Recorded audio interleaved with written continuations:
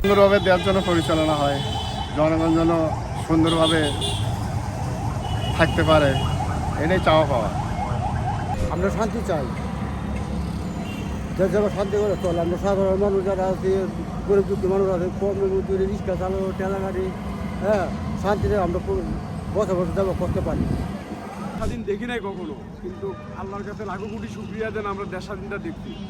এটাই আল্লাহর কাছে কামনা করি। এই সরকার যে কাহিনীগুলো করলো, এইটাই হলো প্রমাণ দিল আল্লাহ যে তোমরা ধৈর্য ধরো, ধৈর্যের গুণাগুণ পাবা।